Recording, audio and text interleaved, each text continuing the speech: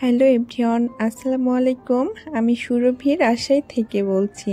সুরভি চল চ্যানেলে আপনাদেরকে স্বাগতম। কাছে দূরে দেশ এবং দেশের বাইরে যে যেখান থেকে আমার আজকের ভিডিওটি দেখছেন, আশা করি সকলেই সুস্থ আছেন, ভালো আছেন। আলহামদুলিল্লাহ, আমিও আল্লাহর অশেষ রহমতে বেশ ভালো আছি। বেশ কিছুদিন থেকে আমি কোনো ভিডিও আপলোড করতে পারি নাই ব্যস্ততার কারণে। তো আজকে আপনাদের সামনে একটা ছোট্ট ভিডিও নিয়ে চলে আসলাম। আর এখানে আমি কেকে রিলেটেড কিছু শপিং করেছি। আর কেক মেক করা যেহেতু আমার একটা শখের কাজ, তো এই শখটাকে আমি ছোটোখাটো প্রফেশন হিসাবে নিয়েছি। আমি বেশ কিছুদিন থেকে কেকের বিজনেস স্টার্ট করেছি। আর এই কেক বানানোটা আমার অনেক দিনের শখ। কৌতূহলবশতই বানাতে খুব বেশি ভালো লাগে। তো টুকটাক যখন যেটা ইউনিক চোখে পড়ে সেটাই আমি বাসায় নিয়ে আসি।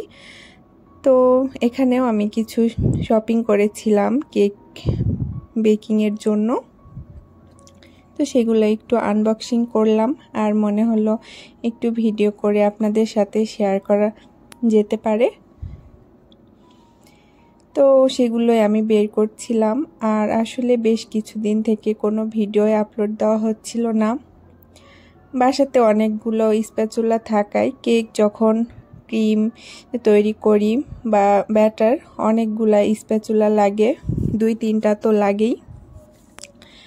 তো সেই জন্য আর আমার এখানে 1/2 পাউন্ডের যে ছোট মোলটা আছে 4 ইঞ্চির, সেটা আমার ছিল না। তো ওইটা আমি খুঁজছিলাম। তো যে ভাইয়াটার কাছে আমি কেক বেকিংয়ের জন্য শপিং করি তার কাছেও ওই মোলটা ছিল না, একটা মোলই ছিল নষ্ট। তো ভাইয়া এখানে আমাকে ওই মোলটা বলছে এটা নিয়ে যান, টাকা দিতে হবে না। তো সেই জন্য ওই মোলটার একটু ফল্ট আছে, আপনারা ভালো করে খেয়াল করলে বুঝতে পারবেন। আর এখানে কিছু গোলাপ তৈরির জন্য নজেল নিয়েছিলাম। তো গোলাপ তৈরির জন্য অনেক ধরনের নজেল পাওয়া যায়। তো এক একটা শেপ আসলে এক এক রকম আসে, এই জন্য সবগুলোই কালেকশানে রাখি আমি। আর এখানে হার্ট শেপের জন্য চকলেট টপার নিয়েছিলাম, আরও বেশ কিছু টপার নিয়েছিলাম। আর এখানে কোকো পাউডার, তারপরে কর্নফ্লাওয়ার, বেকিং পাউডার, এই সব কিছু শপিং করেছিলাম, যেগুলো আমার শেষ হয়ে গেছিল এই টাইপগুলো। তো আমার মতো কোন কোন আপুদের কেক তৈরি করতে বা ডেকোরেশন করতে ভালো লাগে অবশ্যই কমেন্ট করে জানাবেন। আর কেক তৈরি করা যেহেতু আমার অনেক শখের কাজ, তো বেশ কিছুদিন পরই বা রেগুলারই মনে হয় যে আমি কেক তৈরি করি। তো আসলে কেক তৈরি করে খাবো কত বা মানুষকে খাওয়াবো কত, আর শখেরই তো কাজ, তাই মাঝে মধ্যে একটু যদি অর্ডার আসে বা আমি ডেলিভারি দেই তাহলে তো মন্দ না। তো শখের বশেই কাজটা আমি টুকটাকভাবে শুরু করেছি। আপনারা যারা আমার পেজটা ভিজিট করতে চান তারা ফেসবুকে সুরভিজ কুকিং ওয়ার্ল্ড নামে সার্চ দিলেই আমার পেজটা চলে আসবে। তো আপনারা ভিজিট করে দেখতে পারেন। আর এখানে কিছু রেডম্যানের ফুড কালার নিয়েছিলাম। রেড কালারটা আমার শেষ হয়ে গেছিল, তো সেইটাই নিয়েছিলাম, স্ট্রবেরি ফ্লেভারটা। আর এখানে কিছু কেকের বোর্ড নিয়েছিলাম, তারপরে বক্স নিয়েছিলাম। এগুলো তো কিছুদিন পর লাগেই। আর আলহামদুলিল্লাহ আমি এই অল্প সময়ে ভালোই সাড়া পাচ্ছি কেকের। আর আলহামদুলিল্লাহ সব থেকে আমার যেটা বেশি ভালো লাগছে, আমার কেক যারা টেস্ট করেছে এখন পর্যন্ত কোনো খারাপ রিভিউ আসে নাই। যারা খেয়েছে আলহামদুলিল্লাহ সবাই ভালো বলেছে, এই জিনিসটা আমার বেশ ভালো লাগছিল। তো ঈদের আগে 2টা কেকের অর্ডার ছিল একসাথে, তো সেইটাই আমি খুব তাড়াহুড়ার মধ্যে বানিয়ে নিচ্ছিলাম। তো 2টাই ছিল ব্ল্যাক ফরেস্ট। তো এখানে আমি ফুল ভিডিও রেসিপি আকারে আসলে শেয়ার করা পসিবল হয় নাই, যেহেতু আমি সব কিছু একটু তাড়াহুড়ার ভিতরেই করি, যেহেতু ছোট বাবু আছে। তো ইনশাল্লাহ আমি আস্তে আস্তে সব কিছুই ডিটেলস ভিডিও দেওয়া ট্রাই করব।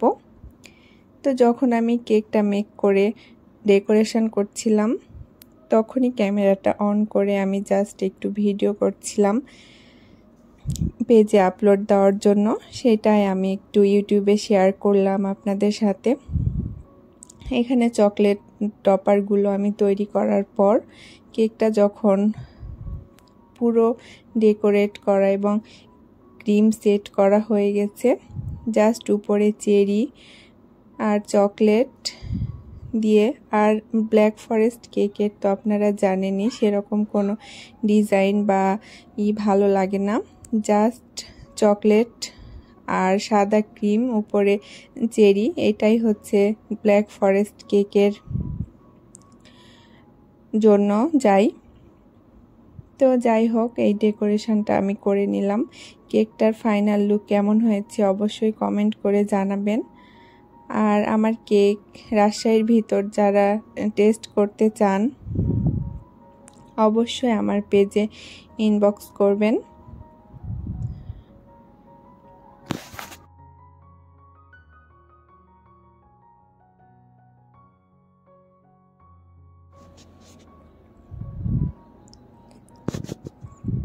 কেকগুলো ডেলিভারি দেওয়ার পর আমি বাসায় যাচ্ছিলাম, তখন এই টাইমটাতে যখন অনেক গরম ছিল, আমার কাছে মনে হচ্ছিল মাটির কলস কিনলে কেমন হয়। যদিও ফ্রিজের পানি খাওয়া ঠিক না, তো মাটির কলসে পানি অনেক ঠান্ডা থাকে, ভালো লাগে। তো এই জন্য আসার পথে বাসা থেকে আমার মনে হলো একটা মাটির কলস কিনি। রাস্তার ধারে মাটির দোকান ছিল, তো সেখানে আমি একটা মাটির কলস কিনছিলাম। তো কলসটা এমনি যেগুলো নর্মাল কলস হয়, তো সেগুলো দেখতে কেমন লাগে, তো সেগুলোই নেওয়ার জন্য মূলত গেছিলাম। তো গিয়ে আমি দেখি ওখানে একগুলা নতুন কলস আছে যেটার সাথে ট্যাপ লাগানো আছে। তো জিনিসটা আমার কাছে বেশ ইউনিক মনে হলো, ওই জন্য আমি ভাবলাম যে একটা কলস নিয়ে যাই।